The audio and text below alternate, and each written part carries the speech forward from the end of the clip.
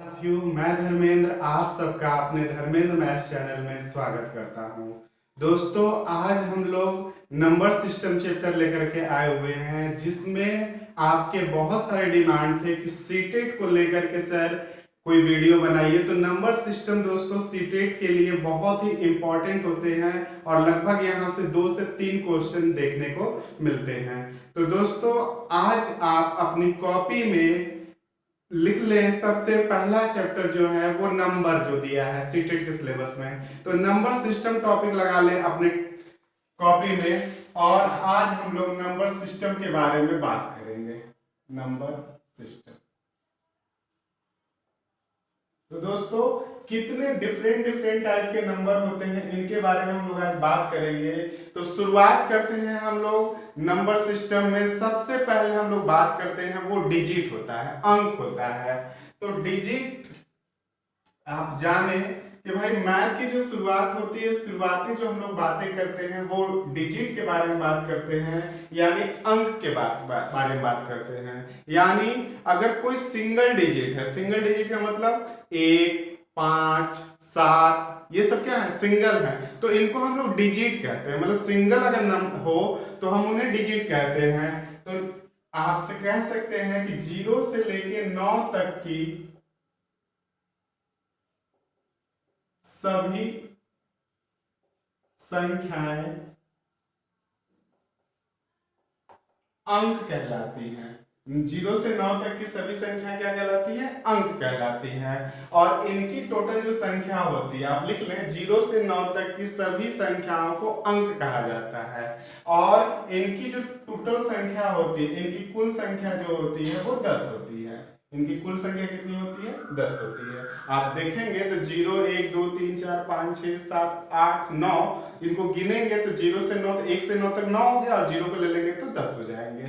तो इस प्रकार से डिजिट जो होता है वो सिंगल डिजिट होता है, सिंगल डिजिट।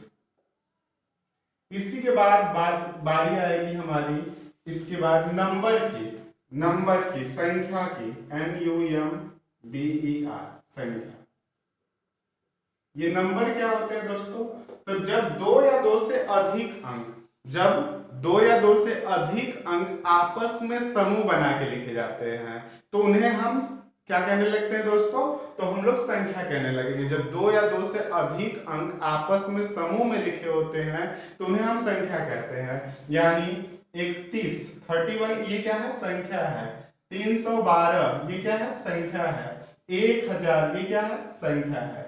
तो आप कह सकते हैं कि भाई सभी अंक तो संख्या होती है, लेकिन सभी संख्या अंक नहीं होता। ये मिलके ग्रुप बन के बनते रहते हैं। जैसे 2 अंकों से मिलकर के ये संख्या बन गए, ये 3 अंकों से मिलकर संख्या बन गए, और ये 4 अंकों से मिलकर के संख्या बन गए।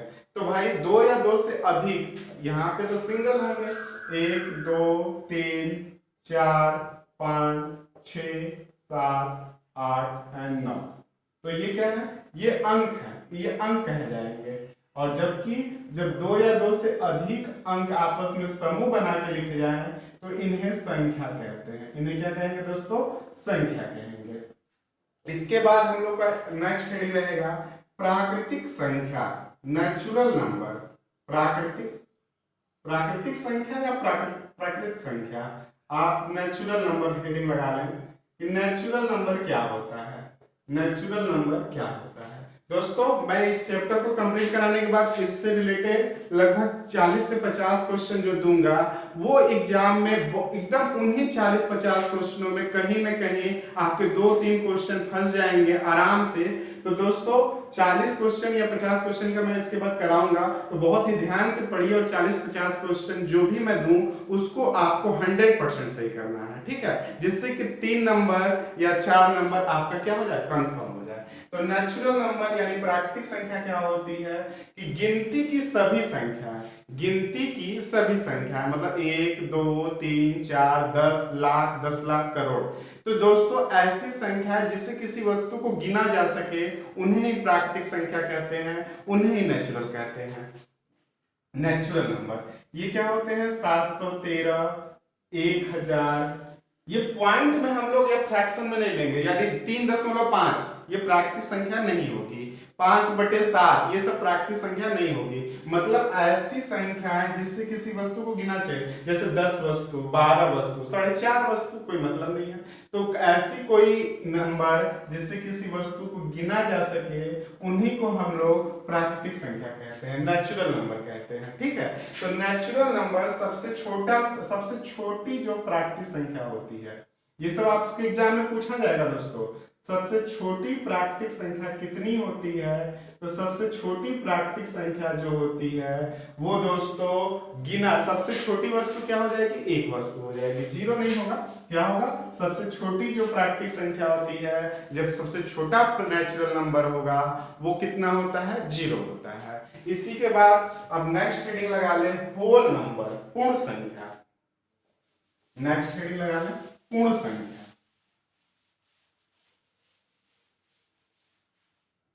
पूर्ण संख्या,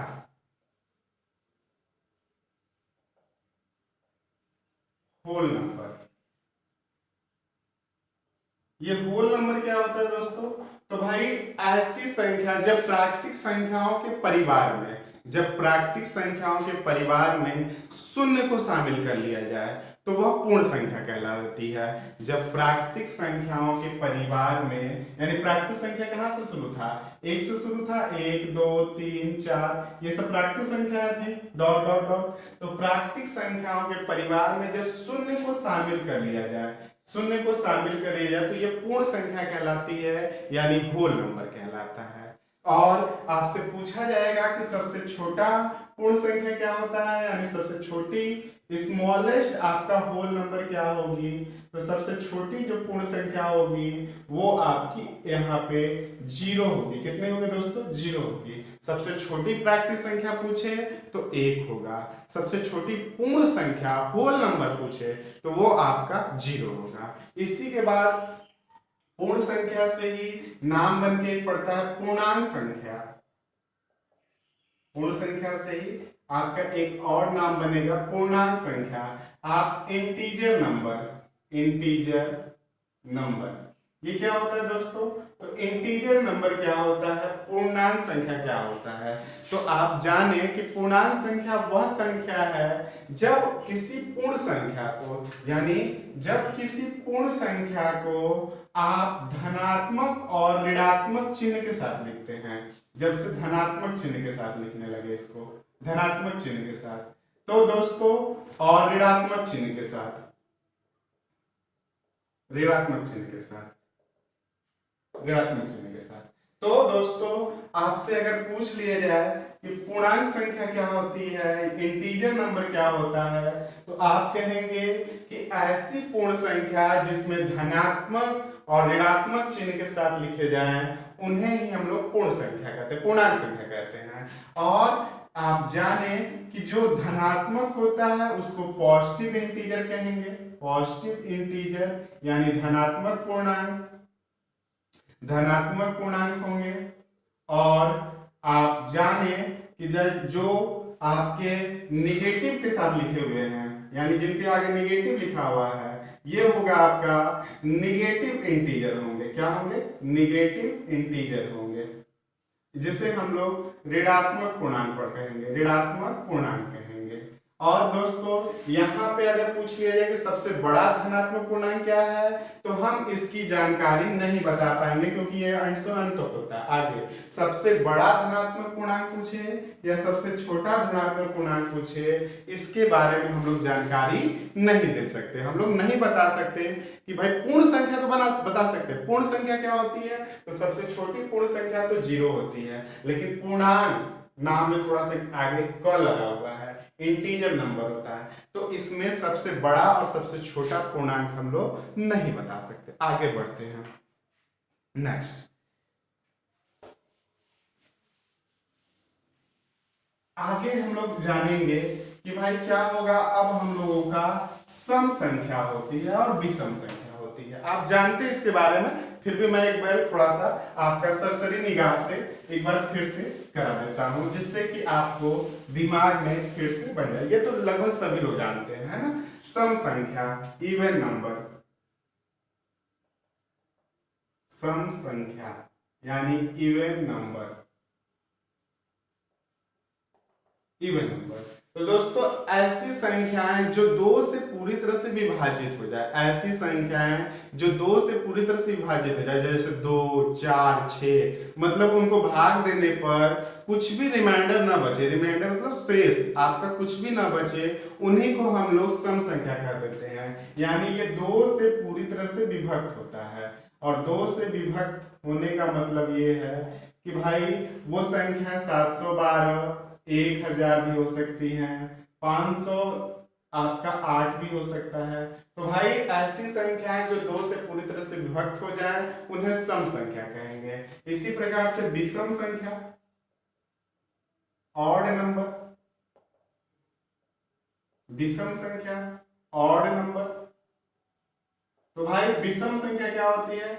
ऐसी संख्याएं जो दो से भाग देने पर आपका एक शेष बच जाए या कुछ भी शेष बच जाए। भाई ऐसी विषम संख्या जिसको दो से भाग देने पर पूरी तरह से विभाजित ना हो, पूरी तरह से कटे ना, तो उन्हें हम लोग विषम संख्या कहते हैं, यानी ऑड नंबर कहते हैं। और ये क्या होता है? 1 3 5 7 ऐसे हो जाएगा ना, आपका 917 हो जाएंगे, 1301 हो जाएंगे। ये सब क्या है? विषम संख्या है।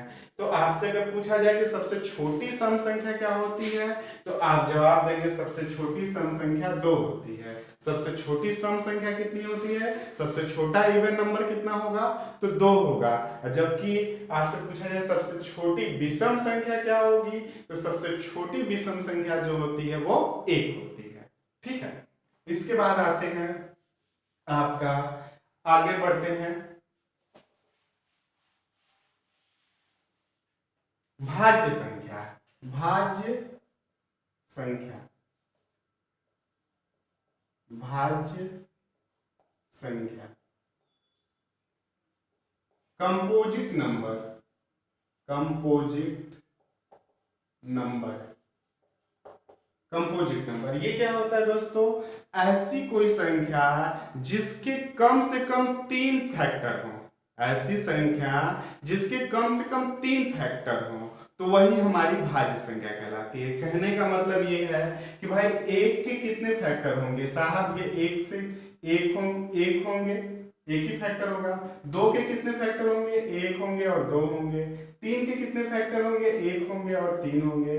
चार, मतलब कि ये संख्या किस किस नंबर से कट जाती है, ये संख्या जो होती है वो किस किस नंबर से कट जाती है। तो एक एक से ही कटता है केवल, दो एक और दो दोनों से कट जाता है, 2 फैक्टर हैं। तीन एक और 3 से कटता है ये, और 4 जो होता है दोस्तों किससे किससे कटेगा? 1 से कटेगा, 2 से कटेगा और 4 से कटेगा। इसी प्रकार से 5 किससे कटेगा? 1 से कटेगा, 5 से कटेगा। 6 किससे कटेगा? 1 से, 2 से, 3 से और खुद से भी कटेंगे। तो हमने क्या बताया कि ऐसी संख्या जिसे भाग देने पर वह ऐसी संख्या, भाज्य संख्या ऐसी संख्या होती है जिसके कम से कम 3 फैक्टर हो, 3 गुणनखंड हो। तो भाई आप जाने कि भाई आपकी सबसे छोटी जो भाज्य संख्या होती है वो 4 होती है। सबसे छोटी भाज्य संख्या क्या होगी? 4 होगी। कम से कम 3 होना चाहिए, 3 से कम रहेगा, 3 से अधिक रहेगा तो भाज्य संख्या कहेंगे, जबकि 3 से कम रहेगा तो हम लोग भाज्य संख्या नहीं कहेंगे। आप ये भी जाने कि भाई ऐसा कोई नंबर जो स्वयं से और एक के अलावा किसी और नंबर से कट जाए, ऐसी कोई संख्या जो स्वयं से और एक के अलावा किसी अन्य संख्या से भी कट जाए वही भाज्य संख्या कहलाती है। कहने का मतलब ये है कि 4 जो है वो 1 से और 4 के अलावा किसी और नंबर से कटते हैं, तो जी हाँ कटते हैं, वो 2 से कटते हैं। तो यानी ये 4 जो है वो भाज्य संख्या है। 3 भाज्य संख्या है? नहीं सर नहीं है, क्योंकि ये 1 से कटेगा और 3 से, इसके अलावा किसी से नहीं कटता है, इसलिए भाज्य संख्या नहीं है। 7 क्या भाज्य संख्या है? नहीं। आप 1 से कटता है, 7 से कटता है, इसको नहीं कहेंगे, इसको नहीं कहेंगे। हाँ ये है। हम पूछे कि 8 क्या भाज्य संख्या है, तो आप कहेंगे साहब 1 से भी कटता है, 8 से भी कटता है, इसके अलावा 4 से भी कटते हैं, 2 से भी कटते हैं, इसलिए ये है। तो आप जाने कि 3 तो कम से कम होना चाहिए, 4 रहे, 5 रहे, 10 रहे, 20 रहे तो चलेगा। तो ऐसी संख्याएं जो स्वयं से और एक के अलावा किसी अन्य संख्या से विभाजित हो जाए तो उन्हें भाज्य संख्या कहते हैं। आप लिख ले इस बात को कि ऐसी संख्याएं जो स्वयं से और एक के अलावा किसी अन्य संख्या से विभाजित हो तो उन्हें भाज्य संख्या कहते हैं। जैसे 4 हो गए, 6 हो गए, 8 हो जाएंगे, 9 हो जाएंगे, 9 भी होंगे। देखिए 9 1 से कटेंगे, 3 से कटेंगे, 9 से कटेंगे। ठीक है।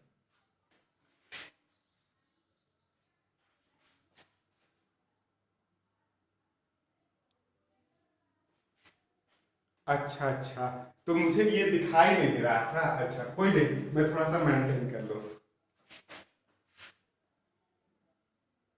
अब सही है। देखिए 9 1 से भी, 3 से भी और 9 से भी, भाई ये हो जाएगा 3 या 3 से अधिक। अब 10 में क्या हो जाएगा, 1 से भी कटेगा, 2 से भी कटेगा, 5 से भी कटेगा, 10 से भी कटेगा। तो भाई 3 तो होना चाहिए, 3 से अधिक हो जाएगा तो चलेगा। तो भाज्य संख्या आप समझ सकते हैं। आपसे पूछा जाएगा कि सबसे छोटी भाज्य संख्या क्या होती है, तो ध्यान में दोस्तों 2 को क्लिक नहीं करिएगा, क्योंकि 2 के पास तो 2 ही होते हैं, कम से कम 3 होने चाहिए।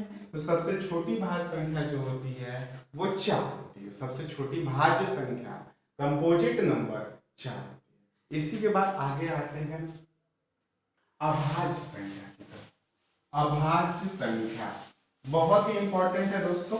अभाज्य संख्या देखते हैं कि अब ये अभाज्य संख्या क्या है।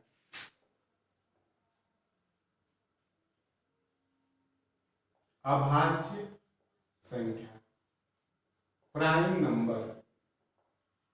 ये प्राइम नंबर क्या होता है दोस्तों, तो ऐसी कोई संख्या जो केवल स्वयं से और एक से विभाजित हो। ऐसी कोई संख्या जो केवल एक से और स्वयं से विभाजित हो, उन्हीं को हम अभाज्य संख्या कहते हैं। ऐसी संख्याएं जो केवल एक से और स्वयं से विभाजित हो। और दूसरा इसका ये है कि कम से कम 2 फैक्टर होने चाहिए, मतलब कम से कम 2 नंबर से कटना चाहिए। कम से कम दो गुणनखंड होने चाहिए उनके, तभी उनको अभाज्य संख्या कहेंगे। तो दोस्तों आप देखें कि भाई सबसे छोटा क्या होगा, 1 है, तो 1 का तो एक ही फैक्टर है, इसको आप अभाज्य संख्या नहीं कर सकते। 2, 1 और 2 अभाज्य संख्या है, 2 फैक्टर होने चाहिए। 3, 1 और 3 हैं। 4 को हम लोग नहीं कह सकते हैं क्योंकि इनके 3 फैक्टर हो जा रहे हैं। तो भाई कम से कम बस 2 फैक्टर होने चाहिए, बस 2 फैक्टर होने चाहिए। तो ऐसी संख्याएं जो केवल स्वयं से और एक से विभाजित हो, उन्हीं को हम लोग अभाज्य संख्या कहते हैं। जैसे 7 स्वयं से कटेगा या एक से कटेगा। 13 स्वयं से कटेगा या 13 से कटेगा। तो ऐसी संख्याएं जो केवल स्वयं से और एक से विभाजित हो, उन्हीं को हम लोग अभाज्य संख्या कहते हैं। आपसे पूछे कि सबसे छोटी अभाज्य संख्या कितनी होती है, ये सब क्वेश्चन पूछा हुआ है दोस्तों, ध्यान दीजिएगा। सबसे छोटी अभाज्य संख्या क्या होती है, तो 2 होती है। सबसे छोटी अभाज्य संख्या, एक नहीं करेंगे दोस्तों, क्योंकि एक के जो होते हैं वो एक ही फैक्टर होता है, जबकि इसमें कम से कम 2 फैक्टर होने चाहिए। ध्यान दीजिएगा, स्मॉलेस्ट 0 1 2 3, बार बार लड़के 0 एक ऑप्शन लगा देते हैं, नहीं, क्या होता है, सबसे छोटी अभाज्य संख्या जो होती है वो 2 होती है। ठीक है, सबसे छोटी अभाज्य संख्या 2 होती है। और आपसे पूछा जाता है कि भाई 1 से लेके 50 तक में कुल कितनी अभाज्य संख्याएं होती हैं। 1 से 50 तक में कुल कितनी अभाज्य संख्या से क्वेश्चन बहुत आते हैं दोस्तों। 1 से 50 तक में कुल कितनी अभाज्य संख्या होती हैं, तो आपका जवाब होना चाहिए 15 अभाज्य संख्या होती है। अभी मैं दिखला देता हूं कैसे आया है 15। और आपसे पूछ ले कि 50 से 100 तक में कुल कितनी अभाज्य संख्याएं होती हैं, तो दोस्तों 1 से 50 से 100 तक में 10 अभाज्य संख्याएं होती हैं। 10 प्राइम नंबर होते हैं, 10 प्राइम नंबर, 10 अभाज्य संख्या होती है। और कोई आपसे पूछ ले कि 1 से 100 तक में कुल कितनी अभाज्य संख्या होती है, तो 1 से 100 तक में 15 यहाँ 10 यहाँ, यानी 25 अभाज्य संख्या हो जाएंगी। कितनी अभाज्य संख्या हो जाएंगी, 25 अभाज्य संख्या है। ये सब नोट करके लिख लीजिए। नोट नंबर 1 कि भाई सबसे छोटी अभाज्य संख्या जो होती है वो 2 होती है। नोट नंबर 2, एक भाई आपसे 1 से 50 तक में कुल कितनी अभाज्य संख्या होती है? तो 1 से 50 तक में कुल 15 अभाज्य संख्या होती है। 1 से 100 तक में कुल कितनी अभाज्य संख्या होती है? 1 से 100 तक में पूछे तो 25, अगर 50 से 100 तक में पूछता है तो 10 होते हैं। आपसे पूछेगा कि 1 से 100 तक में सबसे बड़ी अभाज्य संख्या और सबसे छोटी अभाज्य संख्या में कितने का अंतर होता है? 1 से 100 तक में, ये सब क्वेश्चन एग्जाम में आया हुआ है। 1 से 100 तक के बीच में सबसे बड़ी अभाज्य संख्या जो होगी वो दोस्तों 97 होता है, और सबसे छोटी जो होगा वो 2 होता है। इन दोनों के बीच में कितने का अंतर होगा? तो आप जाने कि इन दोनों के बीच में अंतर यानी घटाव, 97 में से 2 जाएगा तो 95। योग पूछ लिया तो जोड़ दीजिएगा। तो आप सबसे बड़ी अभाज्य संख्या जाने 1 से 100 तक में 97, और सबसे छोटी अभाज्य संख्या क्या हो जाएगी? 2 हो जाएगी। बात समझ में आ रही होगी? और देखिए आगे बढ़ते हैं।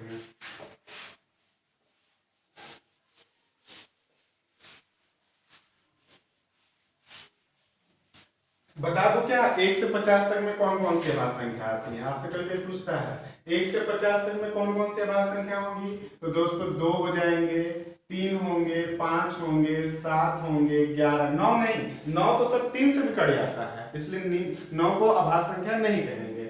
11 होंगे, 13 होंगे, 17 होंगे, 19 होंगे, 23 होंगे, 29 होंगे, 31 होंगे, 37 होंगे, 41 होंगे और 43 होंगे, और आपके 47 हो जाएंगे।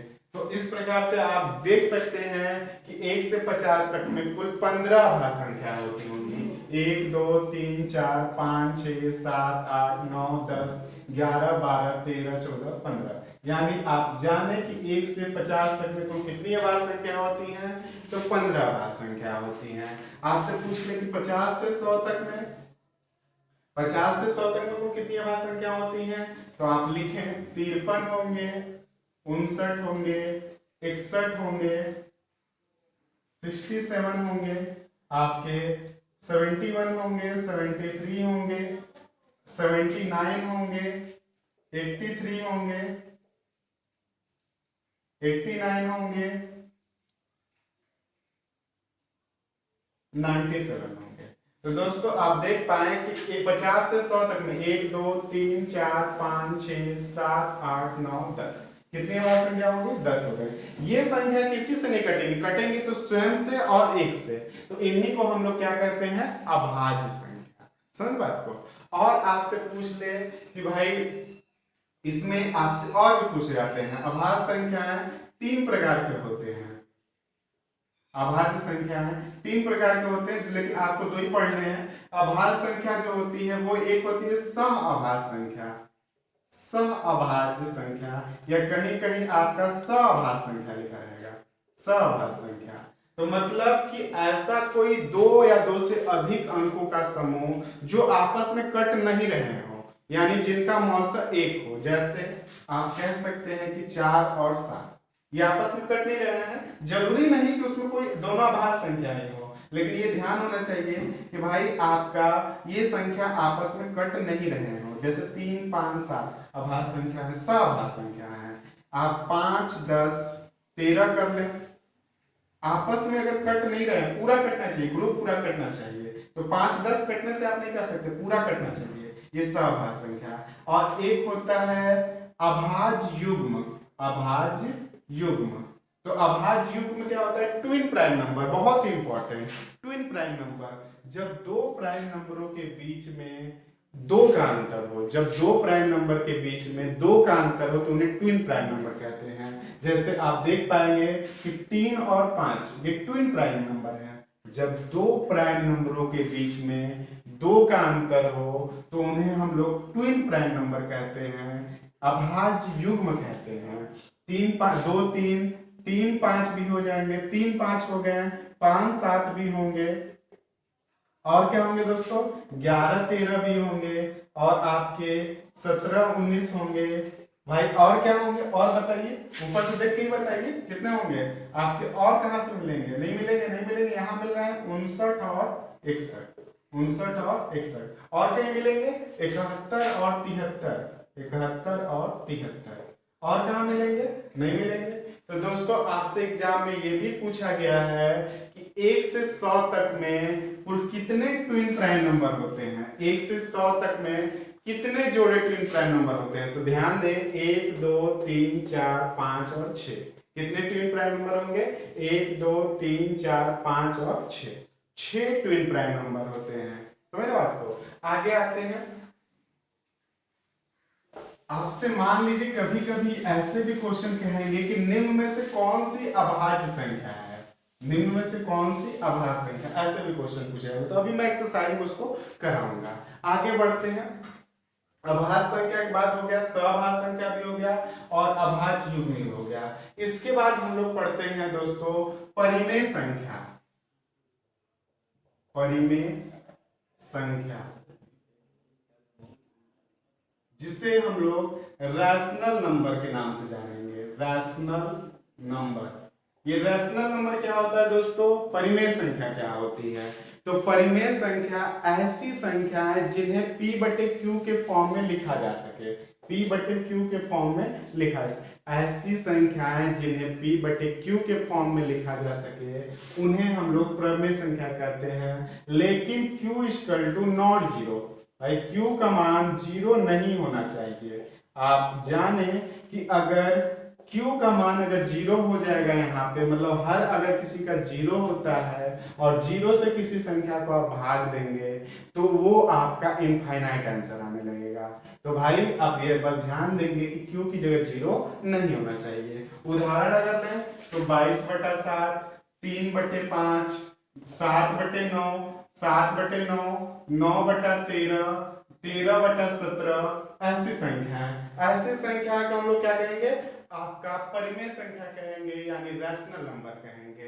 और रैशनल नंबर जब भी होगा, भाई आप लिख सकें आपका 4 भी एक रैशनल नंबर ही है। 4 भी एक रैशनल नंबर ही है। तो 4 बटे अगर 1 कर ले तो क्या दिक्कत है? भाई भिन्न लिख सके।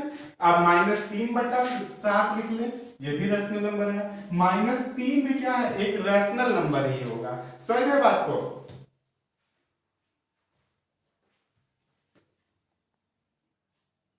मतलब कि आपका अगर माइनस में भी कोई भी संख्याएं हैं तो उन्हें आप परिमेय संख्याएं कहेंगे। तो सब जब सबको परिमेय संख्या कह लेंगे तो अपरिमेय संख्या क्या होती है? कौन सी संख्या अपरिमेय होंगी? तो दोस्तों वैसी संख्या, परिमेय संख्या ऑल ओवर सब लोग जानते हैं।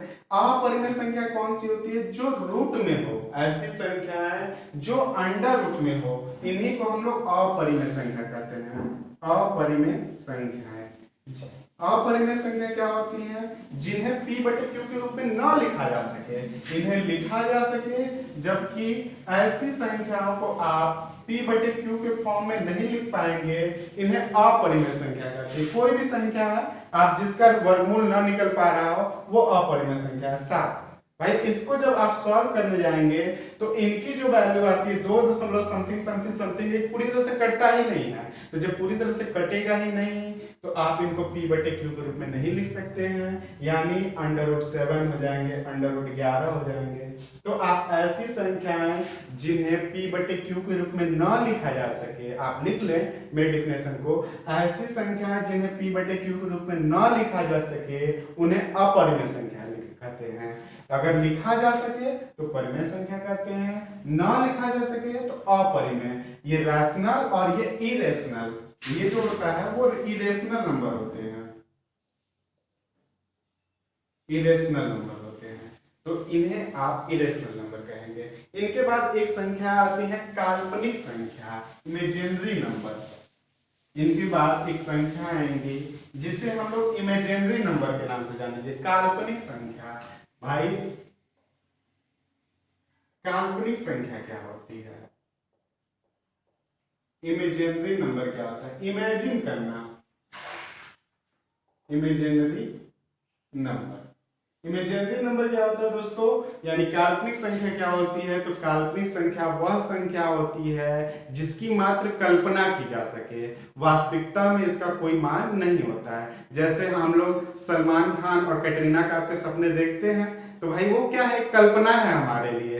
तो ऐसी संख्याएं जिनकी मात्र कल्पना की जा सके उन्हें ही काल्पनिक संख्या कहते हैं। तो ऐसी कौन सी संख्या है, तो मैथ में ऐसी कोई संख्या जो भाई रूट में हो और माइनस चिन्ह के साथ हो, ऐसी कोई संख्या, इयोटा नाम सुने होंगे, इयोटा आई से, और आई को हम लोग लिखते थे ना अंडर रूट -1, वही है। तो भाई ऐसी कोई संख्या है जो रूट में हो, करनी में हो और ऋणात्मक चिन्ह का साथ हो, ऋणात्मक चिन्ह के साथ हो, इन्हीं को हम लोग काल्पनिक संख्या कहते हैं, इमेजिनरी नंबर कहते हैं। बात क्लियर है, इमेजिनरी नंबर कहते हैं। -4 अंडर रूट -4, दोस्तों इसका -2 वर्गमूल नहीं होगा, क्योंकि आप जाने कि जो √4 का वर्गमूल हम लोग 2 निकालते हैं वो कहीं ना कहीं पॉजिटिव होते हैं। और -4 को अगर आप लिखेंगे तो -2 × 2 को लेंगे तो भाई पेयर कहाँ बन पा रहा है, तो 2 का तो पेयर बन रहा है, माइनस से कहाँ पेयर बन पा रहा है, तो आप इसको -2 नहीं कह सकते है ना। तो ध्यान में कंफ्यूजन रहिएगा कि ये -3 निकल जाएगा, ऐसा नहीं होगा, -4 बाहर निकलेगा, ऐसा नहीं होगा। तो काल्पनिक संख्या क्या होती है, ऐसी संख्याएं जो करनी में हो और रूट चिन्ह के साथ हो, तो इन्हीं को हम लोग काल्पनिक संख्या कहते हैं, इमेजिनरी नंबर कहते हैं। आगे बढ़ते हैं।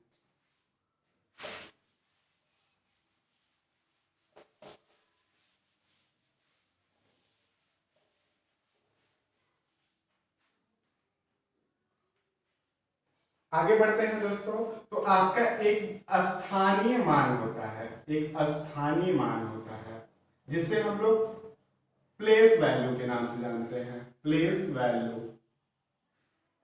और एक होता है जातीय मान, जिसे हम लोग जाति मान कहते हैं, इनको लोकल वैल्यू भी कहते हैं, लोकल वैल्यू, या कहीं कहीं आपको फेस वैल्यू भी कहते हैं, इनको फेस वैल्यू भी कहते हैं। तो दोस्तों किसी भी संख्या का जाति मान, जैसे आपसे पूछ लिया गया 23,745 में 23,745 में 5 का जाति मान कितना है, तो दोस्तों जाति मान एक ऐसा मान होता है, वह उसका स्वयं का खुद का मान होता है, चाहे वो किसी भी स्थान पर क्यों ना हो, किसी भी समुदाय में हो, खुद की जाति, खुद का अपना मान है ना। अगर 5 का जाति मान पूछे तो 5 बताइएगा, 4 का जाति मान पूछे तो 4 ही होगा, आपसे ऑप्शन में देगा 4, 40, 400 या 4000। तो दोस्तों आप जाने कि जाति मान ऐसे ही समझाने के लिए कि भाई जाति मान एक ऐसा मान होता है, खुद का अपना मान होता है। 4 का जाति मान 4 ही होगा, 3 का जाति मान 3 ही होगा, 2 का जाति मान 2 ही होगा। और स्थानीय मान की बात करें तो 23,745 में 5 का स्थानीय मान पूछ ले तो 5 बताएंगे, जिस स्थान पे है उसका गुणा कर देंगे, यानी इकाई के स्थान पे तो 1 का गुणा कर देंगे, यानी 5 हो जाएगा। 5 का स्थानीय मान प्लेस वैल्यू 5 होगा, जबकि 4 का प्लेस वैल्यू कितना हो जाएगा, किस स्थान पे है, इकाई दहाई, यानी टेंस के स्थान पे है तो 10 का गुणा कर देंगे, यानी 40 हो जाएंगे। प्लेस वैल्यू कितना हो जाएगा, 4 का प्लेस वैल्यू 40। इसी प्रकार से 7 का प्लेस वैल्यू 700 हो जाएंगे, 3 का प्लेस वैल्यू 3000 हो जाएंगे, और 2 का प्लेस वैल्यू आपका 20,000 हो जाएंगे। मतलब जितने अंक पीछे हैं उतने जीरो चिपका दीजिए, 4 शून्य। आप कभी कभी आपसे क्वेश्चन में पूछा जाएगा कि भाई 23,798 में 23,798 में 7 के प्लेस वैल्यू, 7 का स्थानीय मान और 7 के जाति मान में कितने का अंतर है, 7 के स्थानीय मान और 7 के जाति मान में कितने का अंतर है। तो आप जाने कि 7 का स्थानीय मान तो 700 हो जाएगा, देख पा रहे हैं, इकाई दहाई सैकड़ा, स्थानीय मान आप उस स्थान का गुणा करते हैं 700, और जाति मान बोले तो 7 ही है, आप घटाएंगे तो इसका आंसर कितना देंगे, 693। बात समझ में आ रही है दोस्तों। तो ऐसे ऐसे आपको टाइप्स जो होंगे नंबर्स के, ऐसे क्वेश्चन पूछे जाएंगे। तो उम्मीद करता हूं ये वीडियो आपको पसंद आई होगी, और इससे रिलेटेड मैं इस चैप्टर में 40 क्वेश्चन लेकर के जल्दी ही आऊंगा आप लोगों के बीच में। अगर ये चैनल आप लोग के लिए मददगार सिद्ध हुआ है, आपको कहीं से लग रहा होगा कि इस चैनल से आपको बेनिफिट मिल सकता है, तो इस चैनल को सब्सक्राइब करिए और ज़्यादा से ज़्यादा लोगों तक शेयर करिए और लाइक करना ना भूलिए। फिर मिलेंगे, तब तक के लिए बाय बाय।